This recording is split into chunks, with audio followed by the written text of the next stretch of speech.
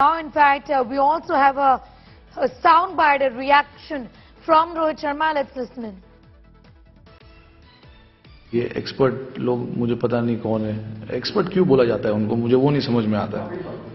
नहीं देखिए, वो बाहर से गेम देख रहे हैं, उनको पता नहीं अंदर क्या चल रहा है। ये हम हमेशा हमें ध्यान में रखना चाहिए। जब आप ऐसे कमेंट्स बाहर निकलते हैं तो ये चीज ध्यान में रखना चाहिए कि प्लेयर का क्वालिटी कभी खराब नहीं होता, तो उस क्वालिटी को बैक किया जाता है क्योंकि प्लेयर के पास क्वालिटी है और हम वो क्वालिटी देख के प्लेयर को बैक करते हैं। और ये मेरे साथ हुआ है, XYZ के साथ हुआ है, सबके साथ हुआ है, तो उसमें कोई नई बात नहीं है। Nikhil Nas continues to be with us. Also, there's a huge debate, not just amongst many of these people who are talking about this long rope really that is being given to Virat Kohli, but also within the social media. It's a buzz with what next for Virat Kohli, Nikhil? Well, I did a bit of number crunching, the last few days because there's been a big debate about, whether he should be part of the team or not. And I think the problem here, and you really need to look deep into it, is that it's not just Virat Kohli again. It's just also Rohit Sharma's form at the moment. And if you take a look at the form of the two, that I think is worrying. I've taken a look at the last 45 T20 matches, and I include IPL in that because it's the same format and we consider IPL being at the international level. So if you combine the T20 international numbers with the IPL numbers of these two, they're about 45 odd games both of them have played. They're averaging in just, the early 30s or the late 20s, the two of them. The strike rate is 120 for one and 130 for the other, which also is not ideal in T20 cricket. The question now is, can you fit the two of them in the same IPL team or in the same T20 team going forward to the T20 World Cup? And for this, most experts believe that this may not be the right path for the Indian team to take if they want to win that T20 World Cup. As I mentioned, it's been 9 years since they last won the ICC trophy. So I think the debate also comes from there. But of course, there'll be less questions asked of Rohit Sharma, simply because Rohit Sharma, as you know, is the captain of the team. Also joining me is Rajdeep Sardesai, the consulting editor with India Today. Rajdeep, what are your thoughts? I know the opinion is divided, and I'm not just talking about the experts. I often go on to social media and see that for the very first time, I see the opinion divided amongst fans as well. And then there is a section that feels that yes, he's got the legacy, yes, he's a big name, but the way forward in T20 cricket is to have a younger team. Nikhil, I really think that social media and fans should not decide the selection of a team.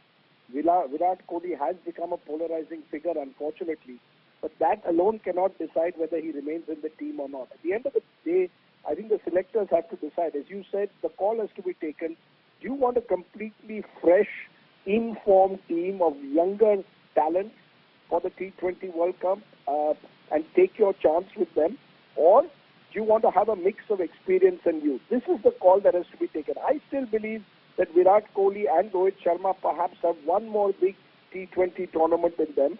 I think that perhaps this year's tournament could be, in a way, a last hurrah for the two of them, and then maybe they should purely be focusing on either the 50-over World Cup and Test cricket. But that's a call that has to be taken. Do we have 6 better batsmen than Virat and Rohit, and Virat in particular? Yes, you've got a Surya Kumar Yadav. Yes, you've got a Huda who's come along strongly. But beyond that, does the middle order have 4 other players who you would pick ahead of a Virat Kohli? I'm not so sure. So I think the larger call that has to be taken is what kind of a team do you want to take to Australia? Because remember, Australia, Nikhil, is not the easiest place to blood talent. So either you have to have complete confidence that you have 6 players better than Virat Kohli today in T20 format, or else go along with Virat and Rohit and pick another 4 or 5 batsmen around them, many of whom could well displace Virat during the tournament. But going into a big tournament like this without a Virat Kohli, well, we've got to be sure about the talent that we have before we take that big call. All right, Vikrant Gupta also joins us, executive editor with Aaj Tak in India Today. Vikrant, answer that question that Rajdeep raises. In the top 6 batsmen in T20 cricket, and I'm going to eliminate 2 of those spots because one is the captain in Rohit Sharma, the other will be a wicket keeper. So you're left with 4 spots. Can you fit in a Virat Kohli as the best T20 11 if you make of the Indian team? If I were to pick the team yesterday, I won't have picked him. But like Rajdeep said, everybody's just one afternoon, evening away from glory, so you never know. In the ODIs, which I feel is the best format for Virat Kohli to find form. If he gets runs in the ODIs, he gets his confidence back. It'll also be very interesting to see, Nikhil, the T20 team for the West Indies tour will be announced today. And we had heard that Virat had asked for rest on that tour.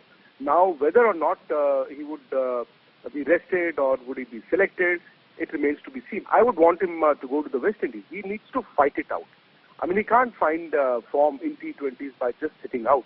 The Indians would also need a closure on many other players. I agree with Rajdeep that you would need the solidity and the experience of players like Rohit and Virat in Australia. I also feel that you cannot carry any baggage in the T20 World Cup. I mean, remember what happened last year in Dubai. So if you go with the same mindset, if you go with the same clothes, you're not going to win the Australia T20. You need to have something new.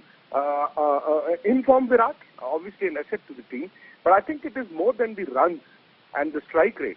It is the manner in which Virat has played or has not played. I mean, look at the 2 test matches, look at the 2 innings here. It does seem to me, looking from outside, that he's been preempting situations. He looks as if he decides, okay, today I'm going to play like this, and he sticks to that. Whereas any player who's in the peak of his form will play one ball at a time, play the ball on its merit. I mean, the older days, Virat would have hit a boundary, a 6, and then maybe left the ball alone, which means that he doesn't have confidence on his ability. He thinks that maybe he thinks that there's pressure around him through the youngsters who are coming in the ranks. So I think it's not going to be easy. It's not an easy decision as well. But I think the problem in India is we tend to cling on to our slots. It's just a T20 format. It's not Test cricket. It's not one-day matches. It's just a T20 format which you've got to decide. I agree with Rohit. Any captain, any leader would defend his players and should defend his players, more so if it's Virat Kohli.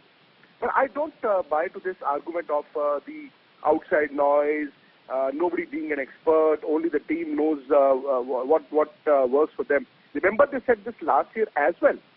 And we know what happened in Dubai in the T20 World Cup. So I think I was listening to you also. And there are times when you have a better view from the outside. And it's Kapil Dev. If it's Sunil Gavaskar, Kapil Dev, you don't call them outside noise, do you? No, absolutely not. That's a valid point. And as I mentioned earlier, that sometimes you're so caught up within the Indian team about, deciding the 11s or doing tactical changes that sometimes you forget the larger picture, and it helps for someone on the outside then to really point out what may be going wrong.